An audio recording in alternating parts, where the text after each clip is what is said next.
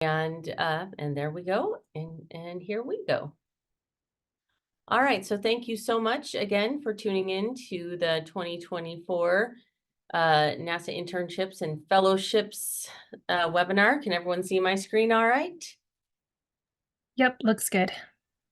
Great. All right. So we're going to try to go through these relatively quickly so that we can let people ask questions. So the purpose of this is focused on student opportunities, undergraduate and graduate students. And so we're going to talk about, there's a couple of different things: NASA internships, Idaho Space Grant, sort of Idaho-based internships, and then fellowships. And the main reason we want to do these things is to number one, sort of take a little bit of the intimidation out of applying.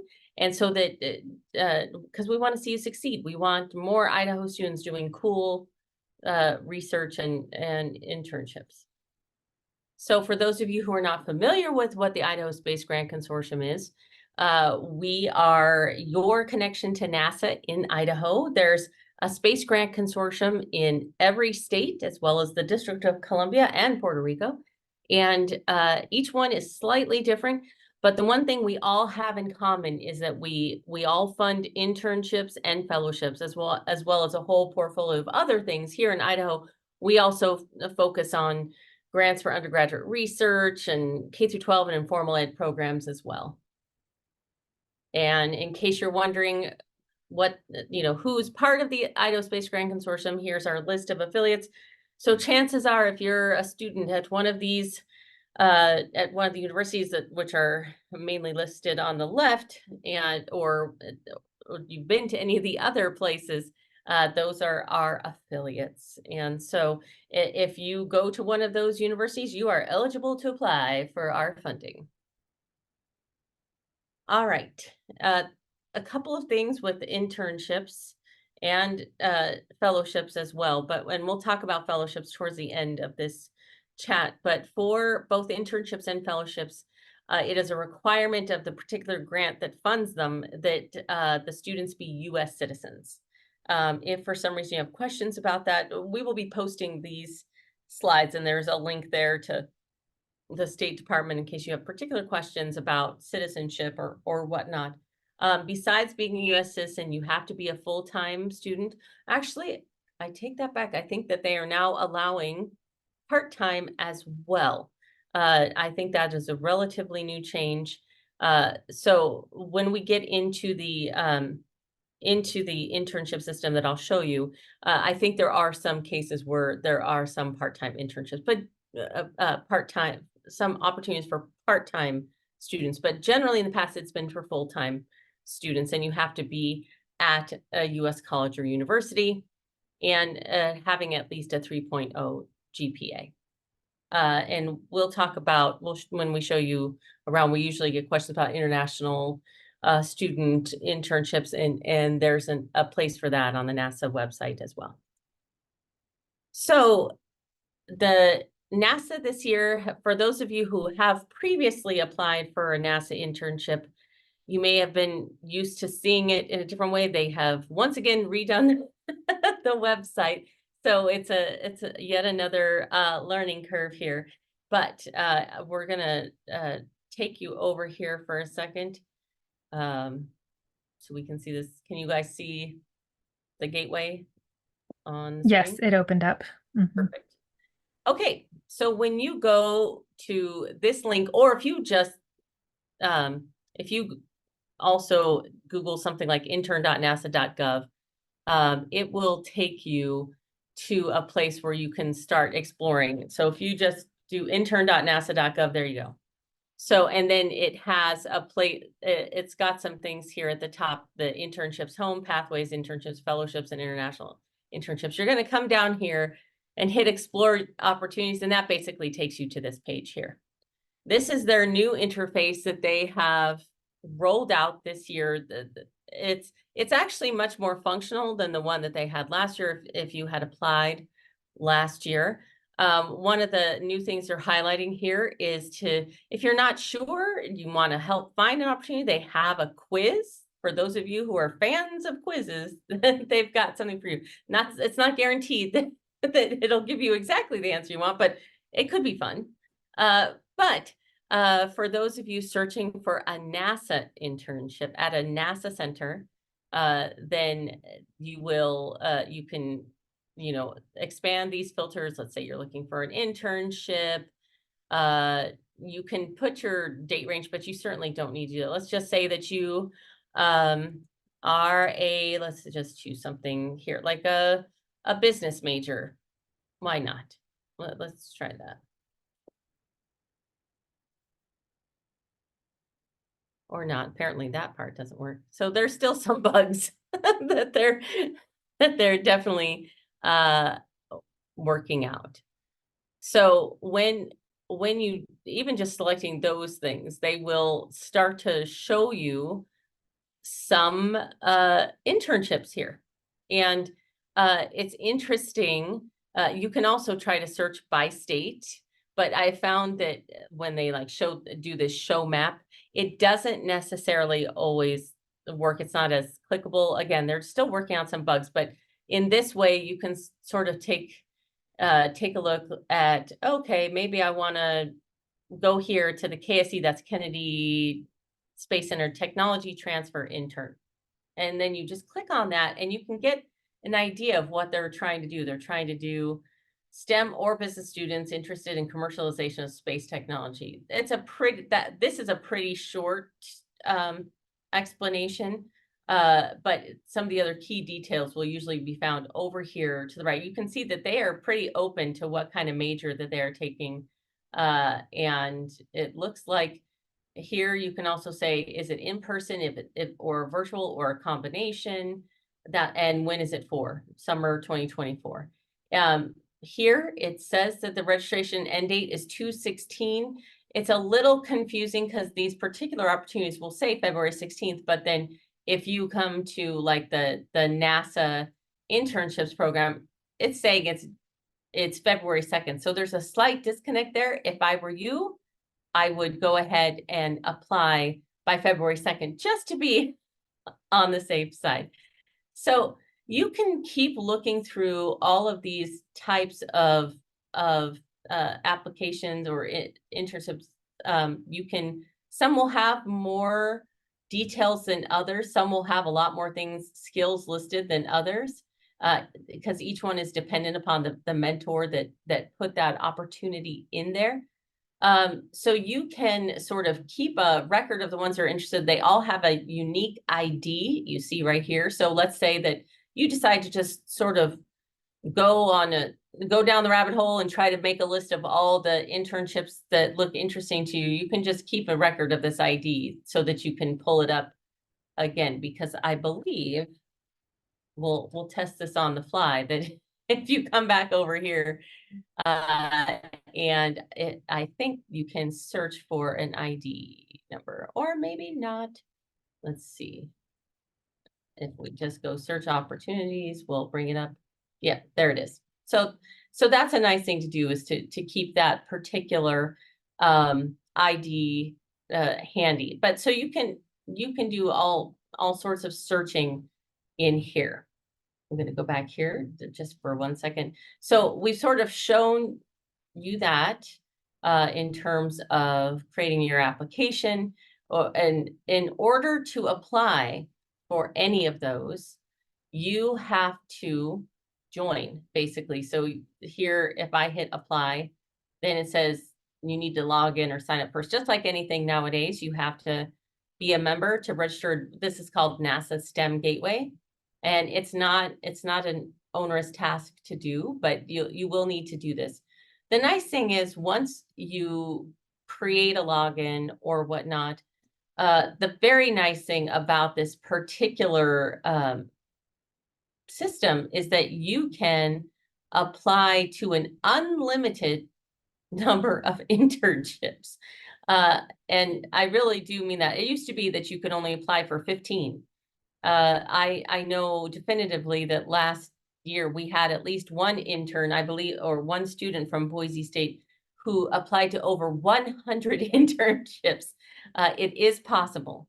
And the nice thing is that they did not have to do that application over and over again. Once you've created one application and you go to apply to another one, once you get into the system, there is an opportunity where you can hit clone my application, which means you can clone the last one that you just submitted and then just change it up slightly for the new opportunity that you're applying to.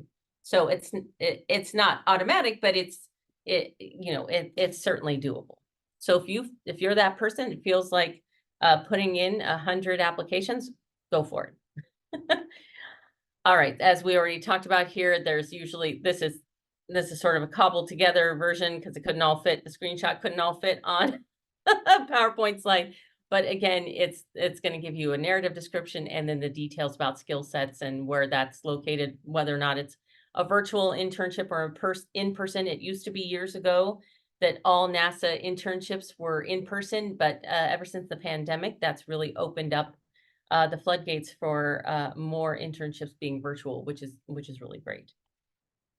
In case you are not familiar with NASA and its 10 centers and where they are, so there are centers and there's some other minor facilities like the White Sands Test Facility, the Wallops Flight Facility, but it's the centers that tend to have a lot of the internships. Some of these you've heard of, such as the Jet Propulsion Laboratory, Johnson Space Center, Kennedy Space Center, things like that. You may or may not have heard of Marshall Space Flight Center. Each of these has different capabilities. So really searching through those opportunities can help you start to find, oh, if you're really interested in rocketry, then you'll start to see that there's a lot of stuff going on at Marshall Space Flight Center. Or if you're really interested in astronaut health, you'll see lots of things around Johnson Space Center. If you're interested in earth science and things like that, you'll see Goddard Space Flight Center. Those are not exclusive to those particular centers, but there does tend to be some concentration of things around there. And I know the space station's on here, but currently they are not offering internships on the space station because I guarantee if they were, I'd be signing up. Okay. A couple, as I've already said, you can apply an unlimited number of times. Certainly as you are, I would not suggest just putting all your eggs in one basket, so to speak. I would not suggest like, okay, I've applied to one, unless you searched through all of the opportunities and you only found one that you were really interested in, that applying to a broad range and even things that are not necessarily, because there are some internships where they're not looking for specialized science or engineering skills. Sometimes they're looking for business. Sometimes let's say that you have some other skill like social media, or you're really interested in history or things like that. NASA has a history office. NASA has communications offices. Maybe accounting is your passion. NASA definitely needs business people and accountants and things like that. So think about that. And especially if you are still early in your higher education career, let's say you're a freshman or sophomore, that sometimes you will not have enough of the more technical skills under your belt yet. And so that's where it's good to apply for some of those things where they're taking all majors. They just want somebody who knows how to use Microsoft Word and PowerPoint and Excel, and just about everybody knows how to do that. So just consider that, because especially if you're earlier in your academic career, even, working at the history office or in communications is a great way to get your foot in the door for the second or third internship, if that makes sense. So, and the other thing we want to really get across to folks is that sometimes they'll get really intimidated by the description, or sometimes a mentor will, in that skills section, list like 20 different skills. And they'll be like, well, I don't have all 20, but maybe somebody's got 17. Go ahead and apply. Even if you have half of them, go ahead and apply. Because sometimes those are just wish lists of the mentor, as opposed to real musts. And so really consider, if you've got imposter syndrome, try to overcome it. I know that's easier said than done, but it doesn't hurt to apply. And that our biggest barrier in Idaho, in my experience, has been people just thinking they're not good enough to apply. And I assure you, NASA needs you. NASA needs smart people. We all, and not just NASA, but our Idaho-based internships we're going to talk about in just a moment. So, so definitely don't weed yourself out. Just just try. You never know. So we talked about the different centers, but the Jet Propulsion Laboratory, while most of the other centers have their internship programs listed, you'll see here as we got here, even if you come here, you'll get to the same page, is that uh, the Jet Propulsion Laboratory runs their internship applications slightly differently because they're run out of Caltech. And so just be aware that if your dream is really to work at the Jet Propulsion Laboratory, you will also need to apply through their particular system in addition to NASA STEM Gateway. All right. Here. All right, so just as a reminder, and is that, NASA, again, is not just looking for scientists and engineers. They need writers, artists, graphic design, meteorologists, all sorts of things. So again, don't assume that your major is not included, even including, we've got education on there. So if you know somebody who's training to be a teacher, or you are, they've got opportunities for that. So as well as law and policy and things like that. So just don't exclude yourself. So just keeping in mind that obviously internships are a great way to lay the foundation for a future career, whether you are an undergraduate student or a graduate student. But also, if you are, whether you're an undergraduate or graduate student, and you tend to do some work here on campus, on your campus with a particular professor, you can always talk to them about these opportunities. You can show them some of the opportunities you're thinking about applying to, get their recommendations, and maybe it aligns with research that they're doing. And then if you get the internship, then you could potentially connect your professor to that NASA researcher, and you just never know how that sets a potential pipeline for the future for other students to get the same kind of opportunity. So something to consider. So of course, everybody is always wondering, what about the money? So fortunately, all of the NASA internships are paid.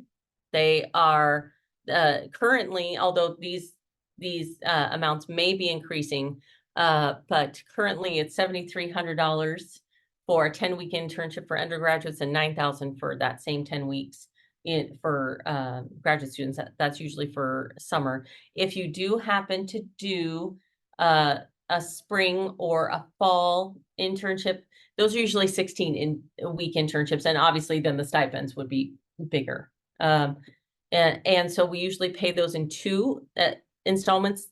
Depending on the year, it might be 3, but it's usually 2. You usually get the lion's share at the beginning of the internship, and the remaining amount after you've completed the internship and turned in your report to us. And so the other question people have is about housing. If you do go on to a NASA center, usually they have some sort of guidance on that. There's just 1 or 2 centers that do offer on-site housing. The rest usually refer you to local places or local colleges that have dorms available or whatnot. But usually it is expected that you are paying for your housing and food and your living expenses out of your stipend. So no, you're not going to be rolling in the money after your internship. The stipend is meant to cover those living expenses while you're getting that great experience. Okay. So now we're just shifting site. This is also a NASA opportunity, but it's not like the other internships. It is, but it's really focused on applied science, specifically related to earth science and remote sensing, and it's called Develop. And the whole point is to help train the next generation of people who will be using NASA's earth science data to be able to make important decisions, whether it's about air quality, water quality, fire management, things like that affect all of us every day. And it's a really cool program in that you need to have no experience in those things, in remote sensing or earth science, but you just need to have an interest in it. And it's focused on either recent graduates or current students or even mid-career professionals who are just looking to do something different. And it's really project-based learning. And again, it's like a summer term, 10 weeks. That those applications are going to be opening this next Monday and are due by February 24th. So I really encourage you to check that out if you're looking for something. That they have locations all over the United States, but we do, if you prefer to stay closer to Idaho, there is a developed node in Pocatello. So for those hoping to stay a little bit closer to home. Okay, so now it's continuing the theme of staying closer to home. We do have Idaho-based internships for those folks who are just have no interest in going to a NASA center, or that's not possible because of family obligations or whatnot, or you just prefer Idaho. So we do have those. Those applications are due slightly later than the NASA applications. So March 8th is when those are due. And the number of those stipends that will be available will be partially dependent upon how many NASA interns we fund. Usually the NASA internships are the first priority, and then the remaining money goes for Idaho-based internships. But we do try to balance it out a little bit. And so you can find out more information on our website, but essentially the best way to go about this is if you have a professor, or if a professor is watching this and they have a student that they are interested in having work with them during the summer or whatnot, they can have, the student will fill out an application, and then the professor will fill out a letter confirming that they've discussed this and sort of what the research tasks will be, just to make sure that those things are in agreement and alignment with each other.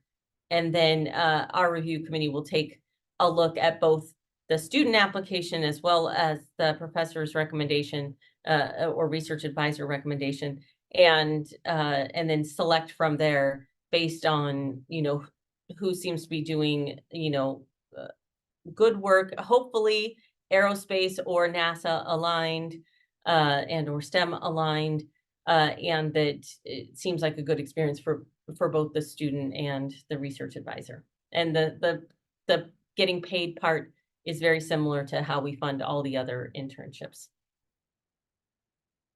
Okay. There are some other possibilities. We're waiting to get just a little bit more information here, but for instance, like last year, Bruno Dunes, who's one of our affiliates, as well as Creators of the Moon, they're always looking for interns. That is not something you apply through us, but we want to make you aware that some of our other affiliates are looking for interns. And I know especially Bruno Dunes, they just got a brand new telescope. So if you're fascinated with astronomy and are interested in that, there's you should check out their website. But if you don't see any information, contact us at our email address listed there, and we can put you in contact with them in case they have some information on those applications. And same thing with Creators of the Moon. All right, so I'm going to pause for a moment and see if there are questions about internships before we move on to fellowships. And I can't see the chat, so I don't know if Rosalie or Matt, if anybody has put anything in the chat.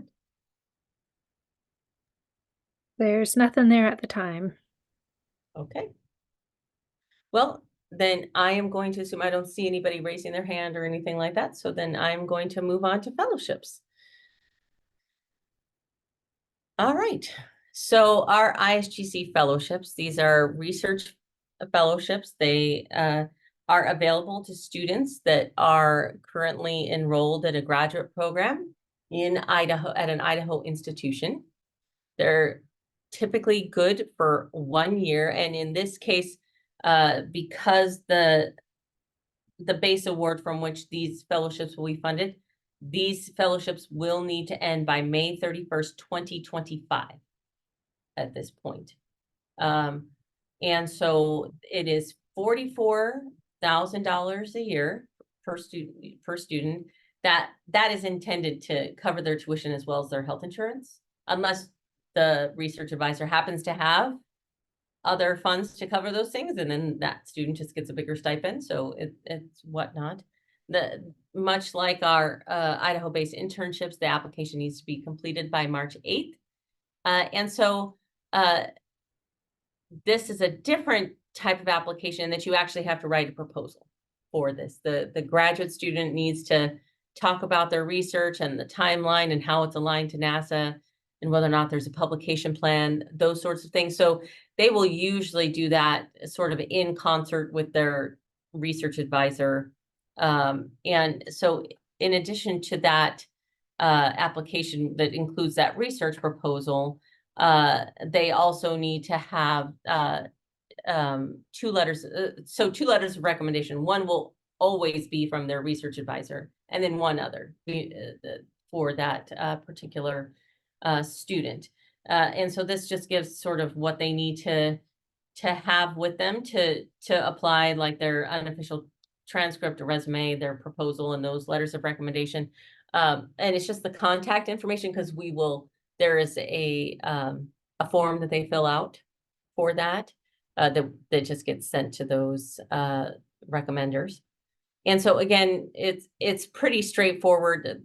It's all on the website, what needs to be included. If you have previously received an ISGC fellowship, you will need to include an additional section that talks about the fellowship you had and what sort of results you got from it, and how you were successful, or how you failed miserably. But I don't know that reporting on how you failed miserably is going to, but you never know, being honest could be good. So that's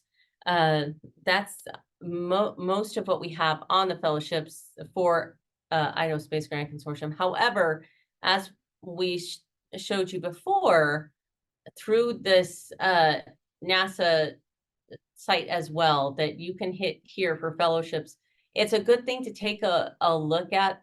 That sometimes they will post different fellowship opportunities that are going on. So this is not an exhaustive list, but you can look here, or you can use again that opportunity search here. Oh, this is actually a really nice one on the pathways, where, for instance, this future investigators in NASA, Earth and Space Science and Technology, that's a great fellowship.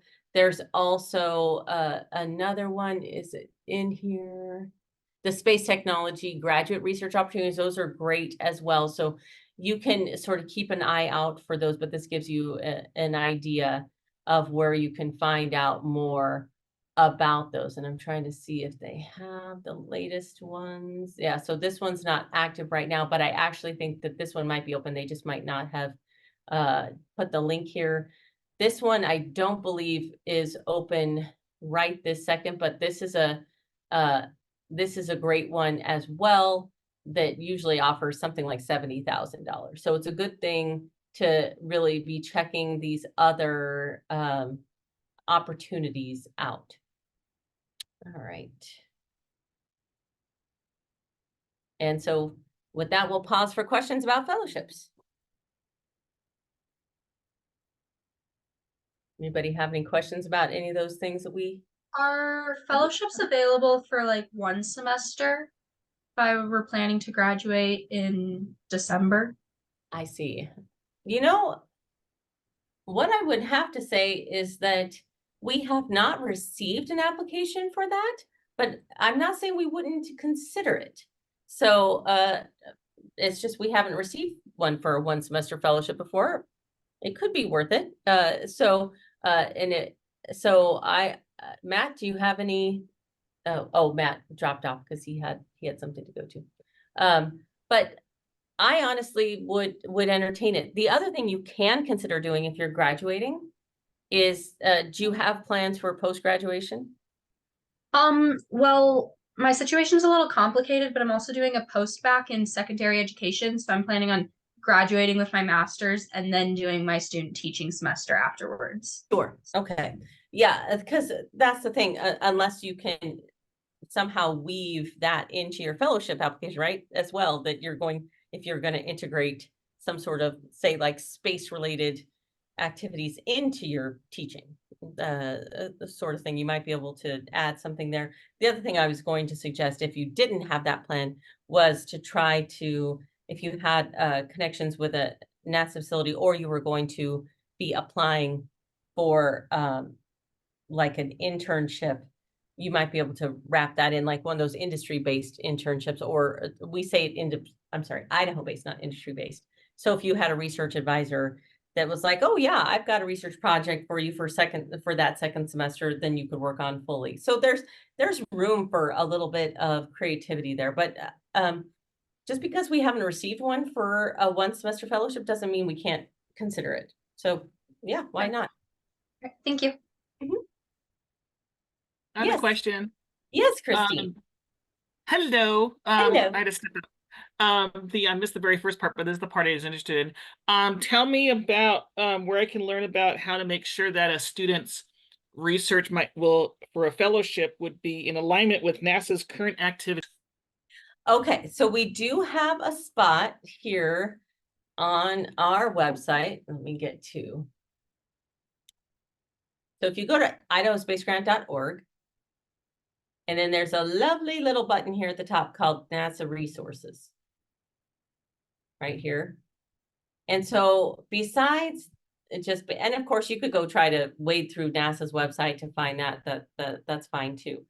But depending on the type of thing you're doing. So let's say if you're doing human research, you can go here, or if you're trying to find a particular technology. So I like to go to TechPort, but that's just me.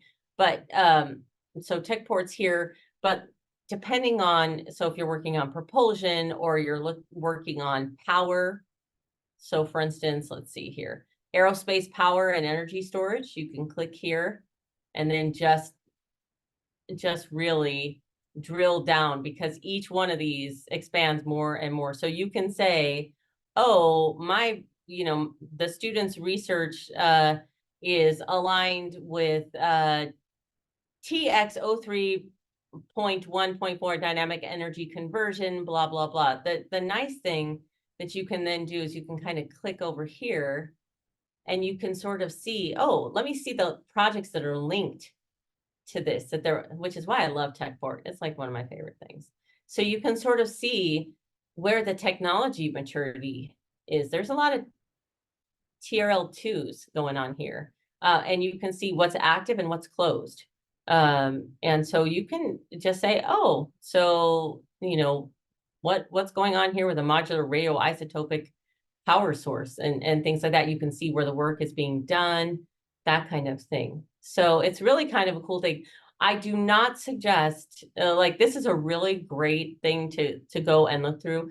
There are actual contacts here, but what I don't suggest is going and just blind emailing a whole bunch of these folks, which I know, but what I would say is if you start looking through, you keep looking through and you keep seeing, you go to another, like this one for Artemis, and let's say that you kept seeing the same person or the same folks, that's very different. This one's run out of Glenn Research Center. But maybe if you do this one, Claudia Meyer, there she is again. She was on one of the other ones. So if you start to see a lot of the same sort of folks, then you start to get an idea of, oh, this is aligned with the Space Technology Mission Director, or this is aligned with this one, and then we are happy to, if you look through here and say, oh, it seems like Claudia Meyer is the person we should really talk to, or the person right below that person, we might be able to help make an introduction or something like that. Say, hey, we're from Idaho Space Grant or Idaho NASA EPSCoR, and we have some researchers that are working in this area and would love to sort of talk with somebody about what NASA's current priorities are and things like that. But you don't have to go that far for a fellowship application. That you might need to do a little bit when you're doing more pure, like a research initiation grant or something else like that in one of our other programs. But for the fellowship, I think it's enough to be able to go in and point out from the taxonomy sort of where you're at, or if not the taxonomy, that you can certainly be focused on like the human. That's the same thing with the human. Oh, of course, the the server's down. But the human research roadmap is very similar. But it's not quite as slick as the technology taxonomy. But it has a similar kind of purpose that to find like things like, oh, you're really interested in renal stone formation in space, or this or that. Yeah, well, who isn't interested in kidney stones in space? That you can then Oh my God, that's so interesting. It's exactly what you're hoping for. So they stole my idea. No, never mind. Yeah. No, I found the website, so I'll be poking around there. Thanks. Yeah, no problem. So other questions that we can answer. And again, we'll stop the recording in a couple minutes in case there's questions you want to ask off the recording. Any other questions? Otherwise, I will just, where was I at? Here we go. We're going to go all the way down. Oh, I think it was pretty much just, here's our contact information. That's pretty much it. That's so obviously we have Facebook, Instagram, LinkedIn, all those sorts of things, and our website, which we just showed you. But ISGC, our email is a great place to get, because then it goes to all of us. And I'm very, very thankful for Rosalie, who just is great at responding to everyone really quickly, because as soon as things come into my inbox, they just sort of get lost forever. There's some sort of physics about my inbox that it's creating a black hole of its own. So anyway, so I'm thankful for Rosalie that really does help us keep on top of the questions that come in. Any other questions that anyone might have before we stop the recording? Okay.